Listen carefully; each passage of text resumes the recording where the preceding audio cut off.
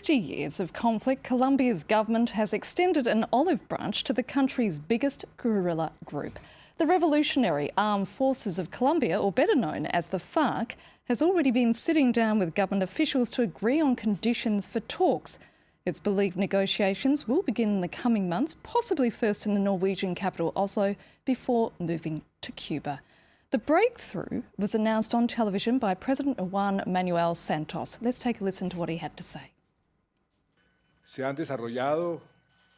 Exploratory talks have been held with the FARC to seek an end to the conflict. We are going to learn from the mistakes made in the past, so they are not repeated.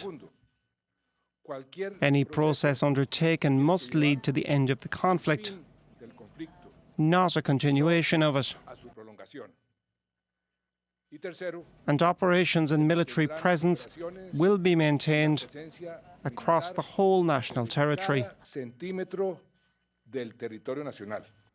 Now, these peace talks would be the first in a decade between the two sides.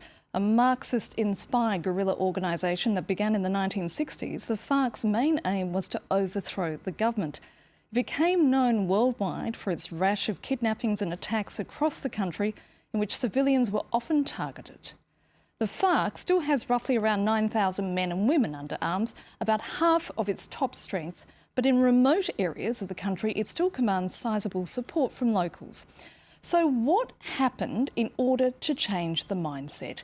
Is this an organisation deciding to go mainstream, or is it merely a cynical political ploy from a president who looks likely to rerun in the 2014 elections?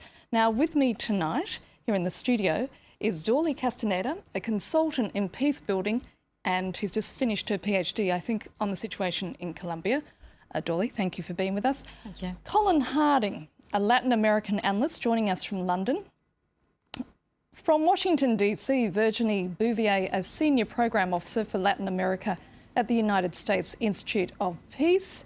And also here in the studio with me is Pascal Drouhard, a Latin American specialist and an author of FARC's Confession of a Guerrilla, and Alexis Mascarelli, my colleague from the Franz van Katz International Affairs Desk. Thank you very much for all of you for joining us.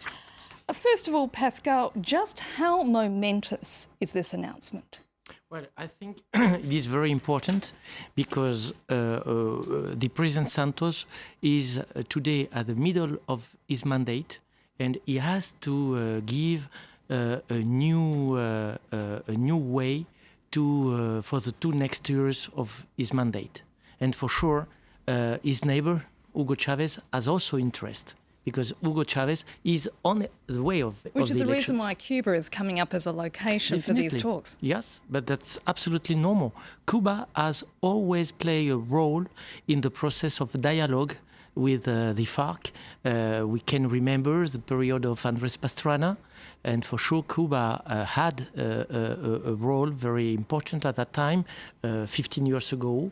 And for me, it is obvious and absolutely normal that Cuba is playing this role also, as for sure Norway and the European countries of the north of Europe. Well, Norway certainly has a good record in terms of bringing together warring sides.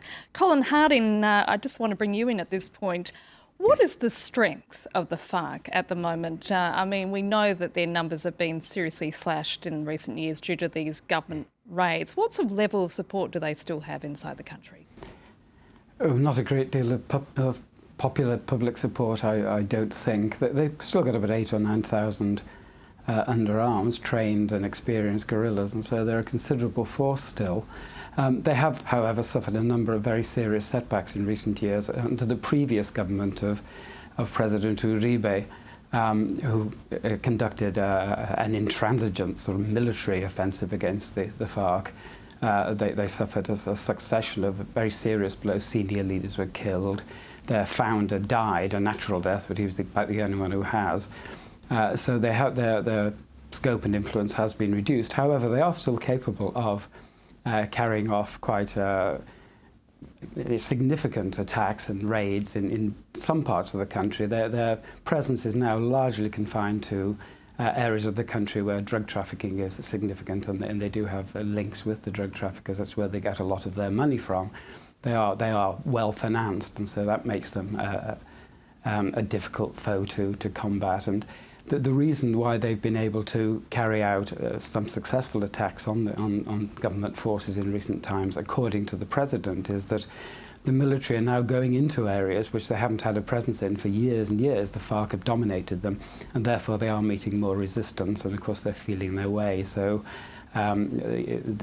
he explains the reason for some of the relative setbacks the government and the government forces have had in recent times.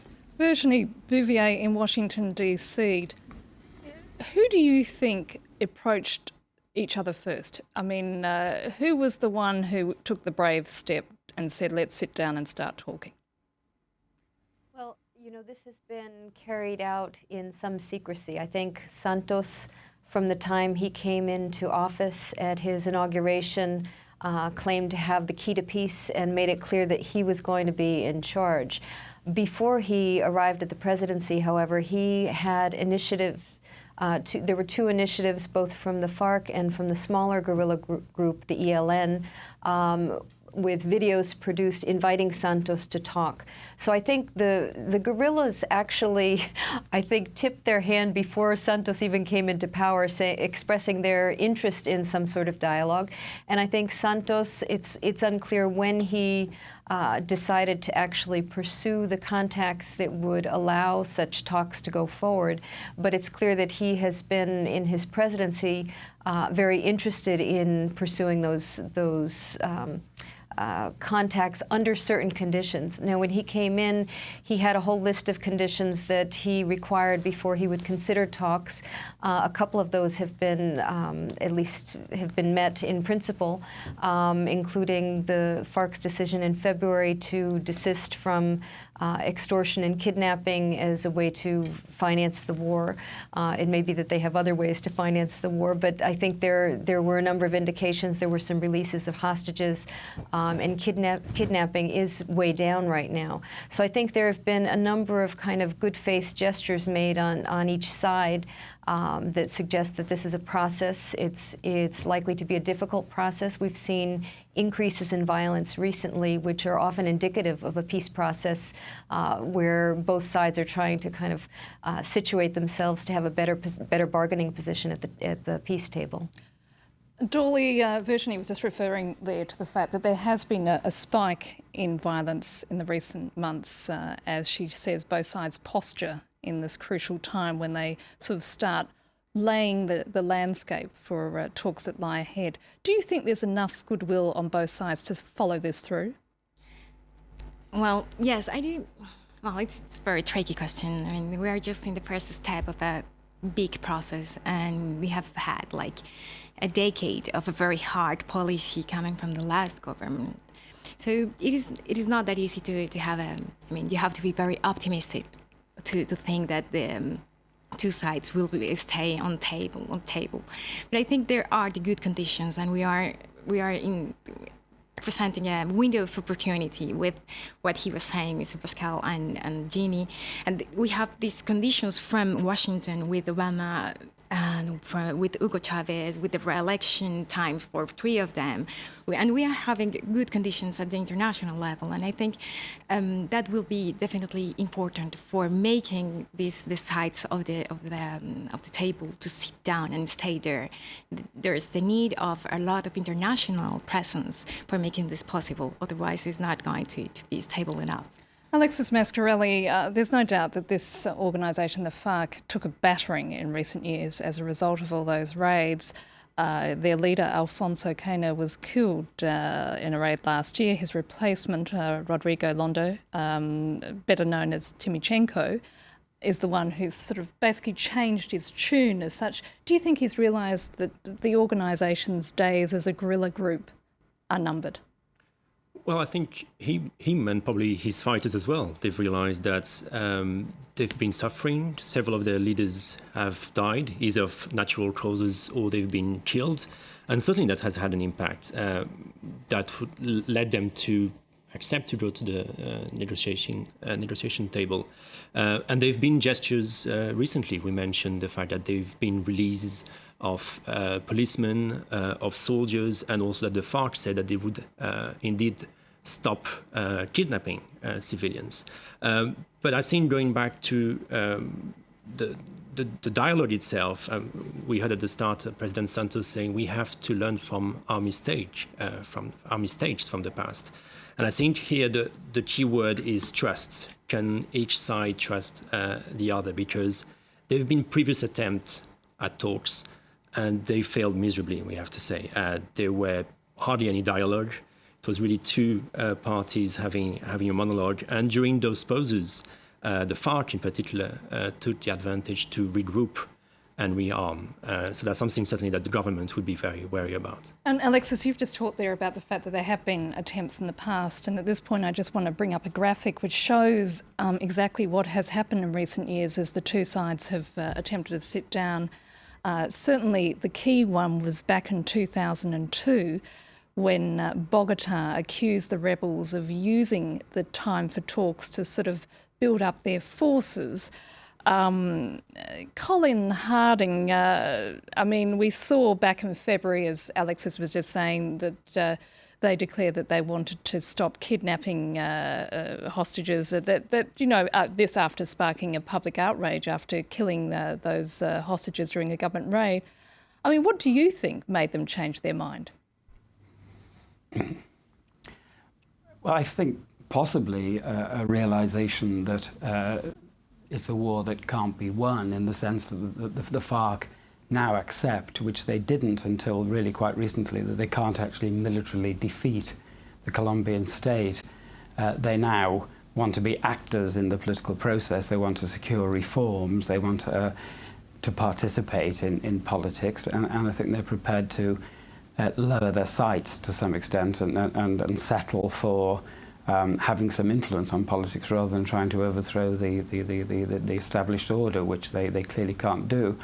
And there's a counterpart to that, and I think the government, or at least Santos, after the military successes of the Uribe era, he realizes that a complete military victory over the guerrillas probably isn't possible either. So some kind of negotiated settlement will have to be reached. And I think both sides are feeling their way towards each other very cautiously and with a lot of mistrust, as has been alluded to. I think both sides realize that there's an awful lot to lose if this doesn't come out the way they want it to. So there's a great deal of caution.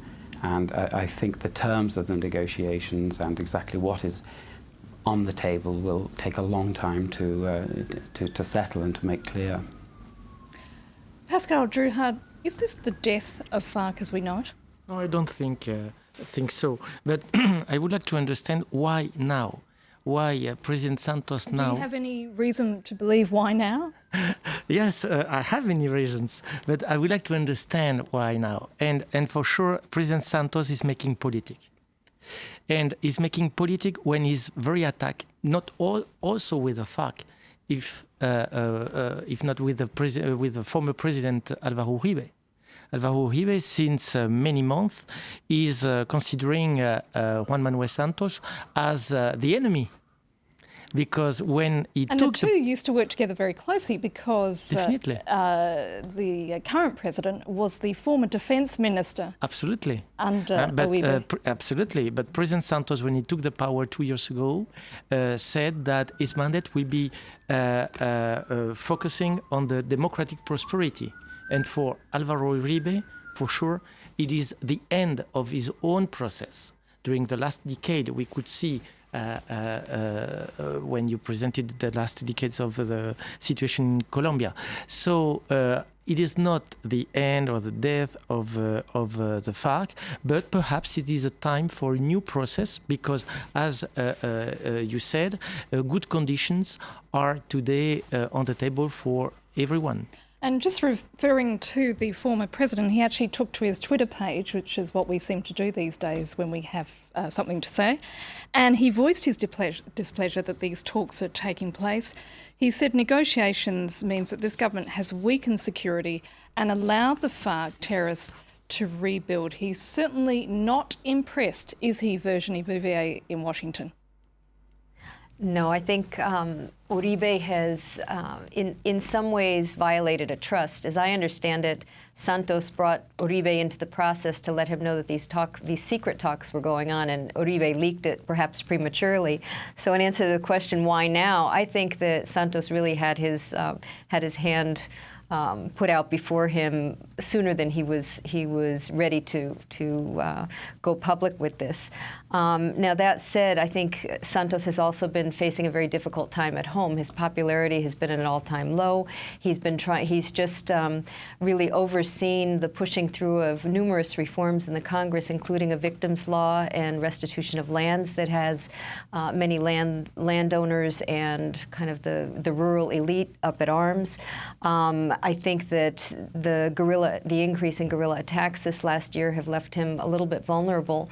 And so in some ways, his announcement this last week that he would be dismissing 16 of his cabinet ministers, his entire cabinet, and starting afresh, I think in some ways underscores one of the lessons he may have learned from the past peace process, which is that the peace process has to be a national project. It can't be a process that's owned by a single political party. And so to the extent that Santos is able to kind of use this moment to convene a national consensus in favor of peace, I think he really needs the public behind him right now, and I think he's likely to get it. I think that people hope for peace. They've wanted peace for a long time. Many people have been working very rigorously behind the scenes trying to have this moment come to pass. I should also say this is really just the beginning, and it's going to be a tough road ahead. It's not going to come easily. People are not going to sit down and agree. There will be violence and there will be efforts to derail the process.